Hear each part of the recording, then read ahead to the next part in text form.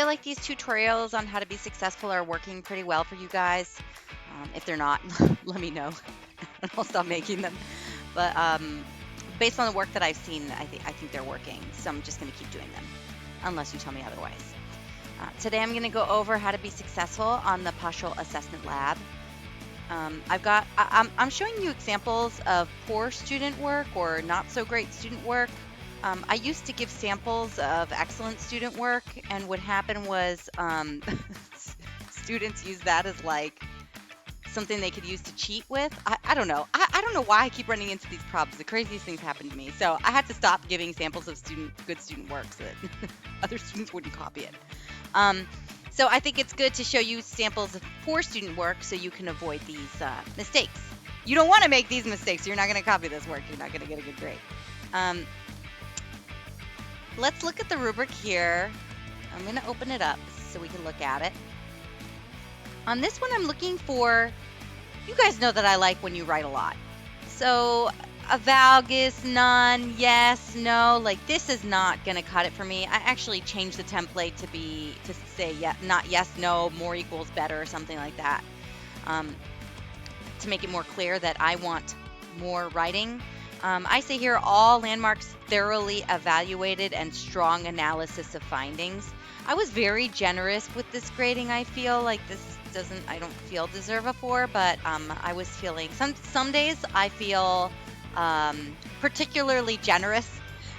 You want to catch me on a good day. But you can see, yes, no questions. It doesn't give me any information at all. Describe to me what you're seeing. Just give me diarrhea of the keyboard. Words, more words. Just write it all in there. I'll read through it. You might not believe it, but I do. I would like to see like a thorough analysis of each one. If you look in the video that I made for you as a sample, you could see how I was looking for the tiniest bit. And in the video, I even say that this is how you learn, by looking for the tiniest little things. If you're not seeing things, it's just hard for me to believe that, people have this ideal posture. So when I see lots of no's and normals, I'm like, what? Ow. Is this a ballerina? Are you evaluating a ballerina? Just seems impossible to me.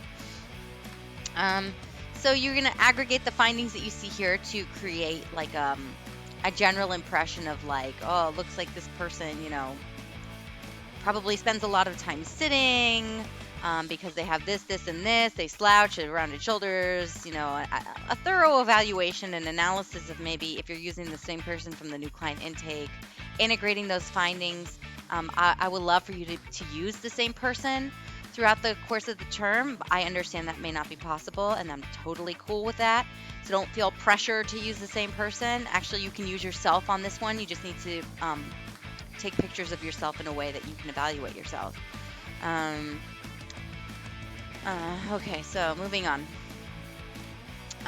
For question number 1, I just want you to, tell me what you think, whether or not you're going to use it. If you're not, I'm not going to hold it against you. I want you to connect these things to your life. If someone has if you think somebody has upper cross or lower cross syndrome, that's kind of 2 and 3. And I want to see explanations that show me that what is involved in upper and lower cross syndrome. And then for a mistake that I saw here a lot in 2A and in 3A, the question specifically asked, what stretches can you prescribe? And then I had students putting all sorts of strengthening exercises, which was very confusing to me. So I ended up taking off a few points for those things, because I was like, what part of this says stretches? So I don't understand. I know that you can correct these postural imbalances with strengthening exercises, but that's kind of outside the scope of this class, unless we're talking about warm-ups and cool-downs, or really just warm-ups. If you're interested in resistance training, that's EXW 215. This is specifically cardiovascular and flexibility. So when you're answering, make sure you're not giving me resistance training exercises when I'm asking for stretches. I feel like I talk at length in several different videos and in different sources about how to correct these imbalances.